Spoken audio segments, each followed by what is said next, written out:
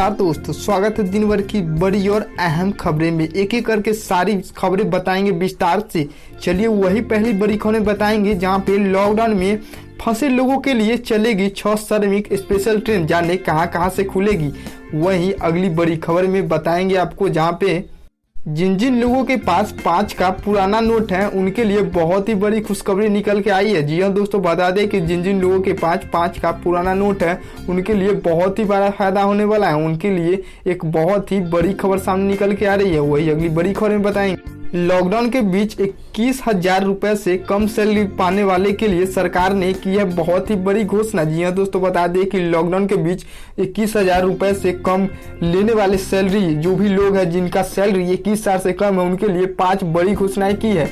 अगली बड़ी खबर में बताएंगे लॉकडाउन में क्या रहेगा खुला और क्या रहेगा बंद, वही बताएंगे आपको। सारे खबर एकदम से विस्तार से बताएंगे, लेकिन आपसे अनुरोध है कि अभी तक हमारे इस चैनल को सब्सक्राइब नहीं किए हैं तो चैनल को सब्सक्राइब कर दे और घंटी वाले बटन को जरूर दबा ले ताकि हर नए वीडियो का अपडेट्स मिलता रहे। वही सारे लोगों तक सब शेयर जरूर करें, फेसबुक व्हाट्सएप सभी पे शेयर करें। तो चलिए सबसे पहली बड़ी खबर में विस्तार से आपको बताते हैं जहाँ पे लॉकडाउन में फंसे लोगों के लिए कौन सी वो 6 ट्रेनें हैं जो चलाने वाली है, कहां से खुलेगी। आपको बता दें कि कोरोना वायरस के बढ़ते कहर के प्रसार को देखते हुए लॉकडाउन की घोषणा की गई है। लॉकडाउन के कारण प्रवासी मजदूर और कई छात्र दूसरे राज्यों में फंस गए हैं। उनके ऐसे में केंद्र सरकार ने अब इन प्रवासी मजदूरों और छात्रों को उनके घर पहुंचाने का ऐलान किया है। इस कड़ी में देश भर में 6 स्पेशल ट्रेनें चलाई गई है। आपको बता दें कि जिससे यात्री अपने अपने घर ट्रेन पकड़कर घर पहुंच सकेंगे।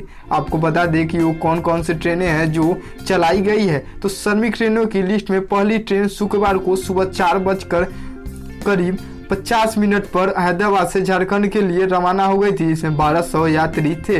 अन्य 5 ट्रेनों में नासिक से लखनऊ जो आपको चलने वाली है। आपको बता दें फिर वही अलुआ से भुवनेश्वर, नासिक से भोपाल और जयपुर से पटना और कोटा से हटिया ट्रेन शामिल है। रेलवे ने कहा है कि गृह मंत्रालय द्वारा जारी निर्देशानुसार के यह फैसला किया गया है कि लॉकडाउन के कारण विभिन्न स्थलों पर फंसे प्रवासी श्रमिक तीर्थयात्रियों और पर्यटक छात्रों और अन्य लोगों को लिए शुक्रवार को मजदूर दिवस से श्रमिक स्पेशल ट्रेन चलाई जा रही है। रेलवे ने कहा कि विशेष ट्रेनें 2 स्थानों के बीच और दोनों राज्यों सरकारों के अनुरोध पर चलेगी और इसमें फंसे हुए लोगों को भेजने और पहुंचाने से जुड़े निर्देश का पालन करना बहुत ही जरूरी है। आपको बता दें कि इन ट्रेनों के संबंध में सारी जानकारी रेलवे के गृह मंत्रालय तक पहुंचा दी गई है।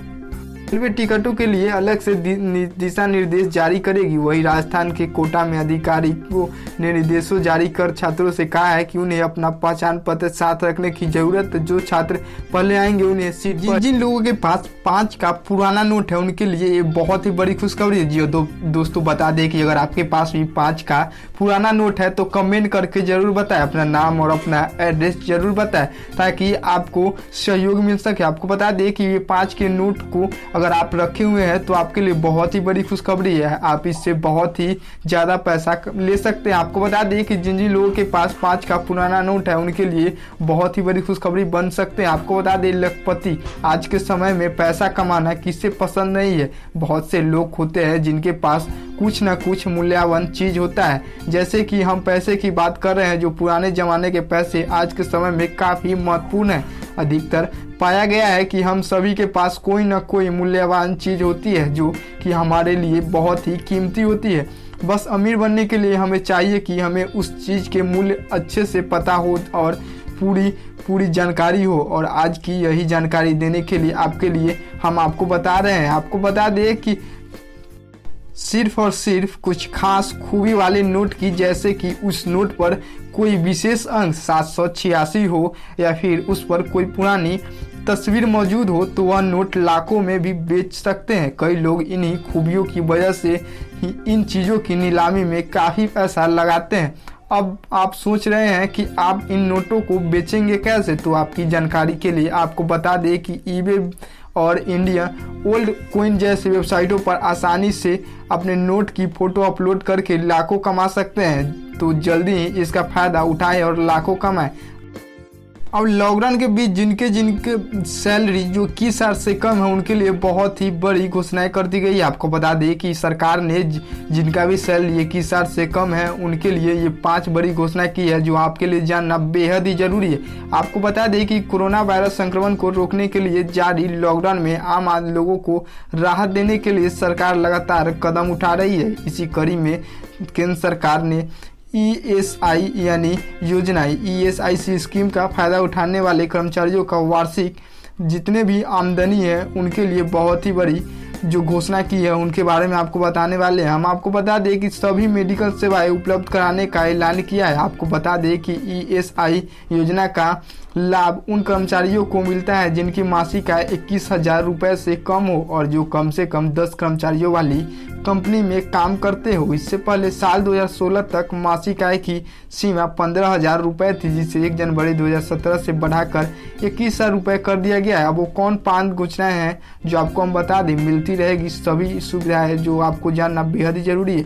ESIC ने ऐलान किया है कि लॉकडाउन के चलते जो भी कंपनी या कर्मचारी या वार्षिक अनुदान जमा नहीं कर पाने के बावजूद कर्मचारियों की मेडिकल सुविधाएं नहीं रोकी जाएगी। आपको बता दें कि अगर आप भी काम करते हैं जो आपका मेडिकल करता है उसकी जो इस सुविधाएं है आपको नहीं रोकी जाएगी। अगली जो घोषणाएं है आपको बता दें कि जो भी एक्सपायर कार्ड है उसका भी आप इस्तेमाल कर पाइएगा। आपको बता दें कि जो भी कर्मचारी है उनको जो एक्सपायर कार्ड्स मिलते हैं उनका पूरा फायदा उठा पाएंगे, उनके लिए कोई भी दिक्कत नहीं होंगे। वहीं आपको बता दें कि प्राइवेट मेडिकल स्टोर से ली जा सकती है, दवाएं भी आप ले पाइएगा। आपको बता दें कि जो कार्ड आपको मिलेंगे ESIC वाला उससे आप प्राइवेट मेडिकल स्टोर से भी दवा ले सकते हैं, फ्री में, कोई भी परेशानी नहीं मिलेगी। उसके अलावा और भी आपको बता दें जो चौथी बड़ी घोषणा की गई है वो ये है कि दूसरे भी अस्पतालों में आप जाकर इस कार्ड पर दवा या अपना इलाज करा सकते हैं बिल्कुल फ्री में। अगर कोई भी दिक्कत होती है तो आप सीधा संपर्क कर सकते हैं। और 5वीं जो अंतिम घोषणा की गई है वो ये है कि सभी बड़ी कंपनियों को इस पे बहुत ही बड़ी राहत मिली है। आपको बता दें कर्मचारी राज्य बीमा निगम ने कंपनियों को राहत देते हुए फरवरी और मार्च महीने का अंशदान जमा करने के लिए समय सीमा को 15 मई 2020 तक बढ़ा दिया है। ऐसे में सारे जितने भी वर्कर हैं उनके लिए बहुत ही बड़ी खुशखबरी। लॉकडाउन के बीच क्या रहेगा खुला और क्या रहेगा बंद उसके बारे में हम आपको बता दें कि 17 मई तक लॉकडाउन बढ़ा दिया गया है और इसके बीच क्या क्या खुलेगी और क्या बंद रहेगा जो आपको जानना बेहद ही जरूरी है। बता दें कि देश में कोरोना वायरस के बढ़ते मामलों को देखते हुए लॉकडाउन की अवधि बढ़ा दी गई है। इसी को लेकर आज केंद्रीय गृह मंत्रालय ने दिशा निर्देश भी जारी कर दिए हैं। आपको बता दें कि सरकार ने कोरोना वायरस के कारण लागू किए गए लॉकडाउन के दूसरे चरण के लिए नए दिशा निर्देश जारी किए हैं। लॉकडाउन के दौरान सभी तरह के सार्वजनिक यातायात और सार्वजनिक स्थलों को खोलने पर 3 मई तक रोक लगाई। हालांकि ग्रामीण इलाकों में औद्योगिक इकाइयों में 20 अप्रैल से काम शुरू करने की अनुमति दी जाएगी। आपको बता दें कि ग्रामीण इलाकों में औद्योगिक इकाइयों को सामाजिक दूरी बनाए रखने के नियमों का पालन करने पर ही काम करने की अनुमति दी जाएगी। गृह मंत्रालय द्वारा जारी दिशा निर्देश के अनुसार सार्वजनिक स्थलों पर थूकना एवं दंडनीय अपराध बनाया गया है और शराब, गुटखा, तंबाकू आदि की बिक्री पर सख्त प्रतिबंध लागू किया गया है।